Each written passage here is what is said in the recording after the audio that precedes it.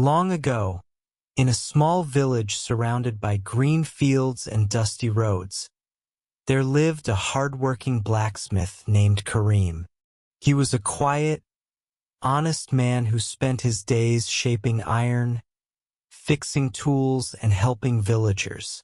His wife had passed away years ago, leaving him alone with his only son, Rafiq, a boy whose heart was filled with pride far bigger than his abilities.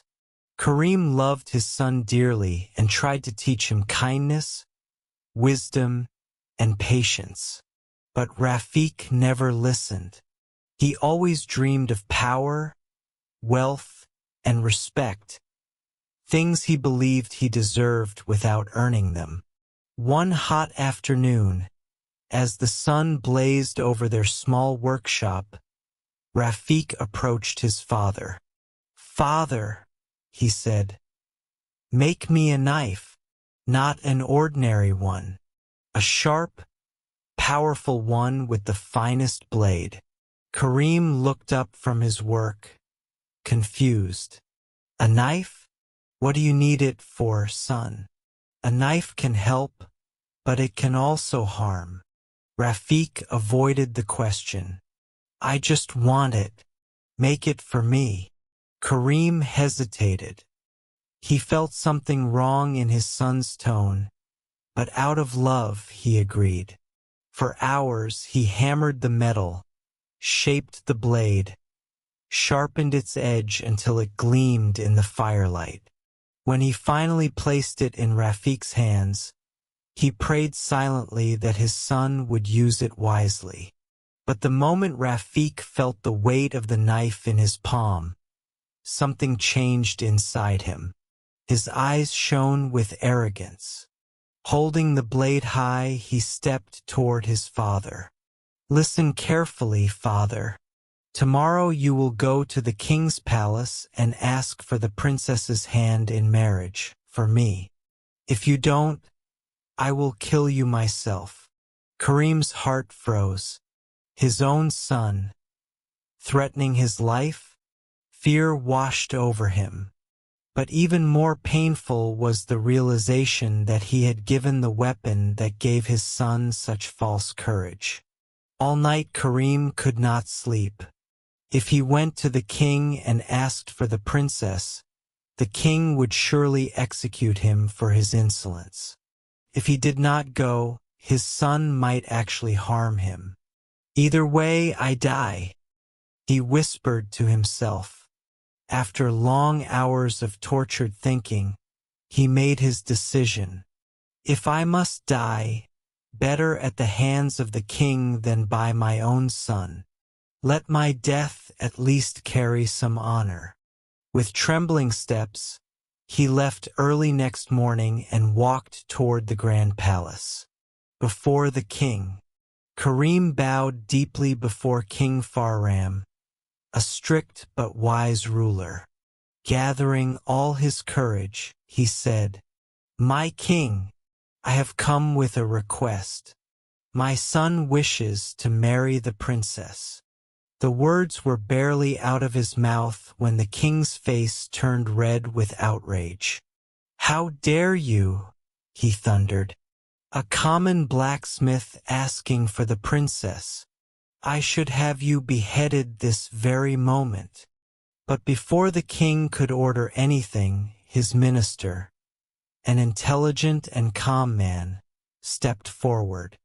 "My king, killing this man will only create gossip and mockery among the people. Better we set a challenge too difficult to achieve. If he fails, we lose nothing.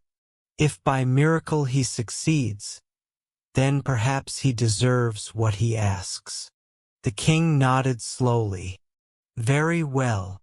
Turning to Kareem, the minister said, "We will agree to your request only if your son performs a task that no one has ever done before, nor seen nor heard of. Something truly impossible. If he accomplishes that, only then will the princess be his bride."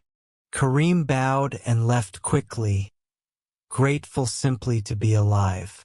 The journey begins. When he returned home, he told Rafik everything. Instead of fear, the boy's eyes filled with excitement. Fine. Then we shall find a task no one has ever heard of. Pack your things, we're leaving.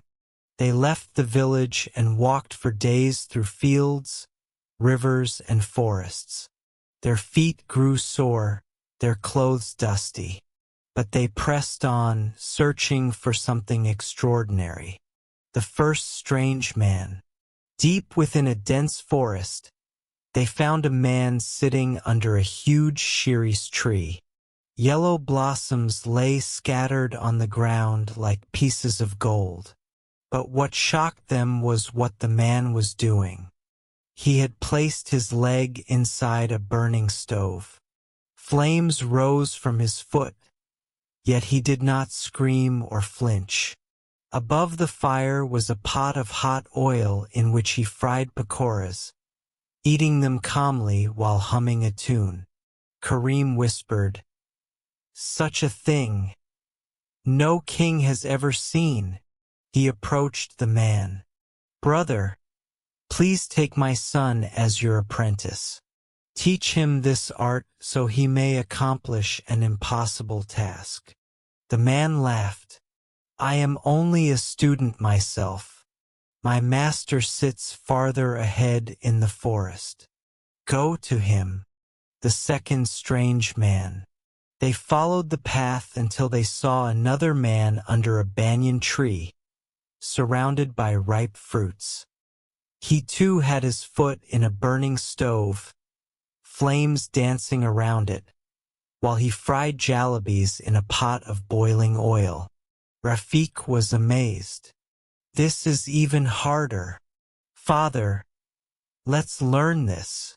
Karim repeated his request, but the man said, "I am not the master. Go further. My teacher is ahead." The third strange man, the true master. At last they reached the third man, sitting beneath a jujube tree covered with sweet berries. Like the others, he had placed his leg in a roaring fire. In a pot above the flames, instead of oil, he boiled sugarcane juice, making fresh jaggery, which he ate with satisfaction. Karim fell to his knees. This is the task my son must learn. No king has ever seen such a thing." The man looked at Rafik for a long moment and finally said, "Very well. I will take your son as my apprentice. But know this, the path is painful. Only a true heart can endure the fire." Rafik, blinded by pride, agreed immediately. Training in fire. Days turned into weeks, weeks into months. The master taught Rafik the secrets of controlling pain, balancing the heat, and turning fire into a tool rather than an enemy. Rafik blistered, burned, cried, screamed, but he did not quit. Slowly, he learned the impossible skill. By the end of the year, he could sit with his leg in flames and boil sugarcane juice into jaggery without showing pain. His pride grew even bigger. Returned to the king. Father and son returned to the palace, confident and eager. The king gathered his ministers and nobles to witness the impossible task. Rafik sat before them, placed his leg into a stove, and calmly began preparing jaggery. The crowd gasped. The king rose from his throne in disbelief. In all his life, he had never seen such a spectacle. But the wise minister whispered again, "Majesty, look at his pride. Look at his heart. Is this the kind of man you want for your daughter?" The king nodded slowly. When Rafik finished, the minister stepped forward and said, You have performed a strange and impossible task, but there is one thing harder than anything you have done. Rafik frowned. What is it? The minister spoke softly. To control one's ego, to live with humility, to respect the Father who raised you, to avoid harming others with the very gifts you are given. Then he turned to the king. A man who threatens his own father is not worthy of a princess or any woman. The king agreed. He declared, You have great skill but no wisdom. Learn humility, then return. Until then, my daughter will not marry you. The son's transformation. For the first time, Rafik felt shame. Deep, painful shame. He looked at his father, his old, tired, loving father, and realized how cruel he had been. He dropped to his knees. Forgive me, father. I was blind with pride. Karim lifted him gently. Pride can burn hotter than fire, son, but love can cool any flame. Rafik cried and embraced him. And thus began a new chapter of his life, not with arrogance, but with humility, wisdom, and the understanding that the greatest task of all is to become a better human.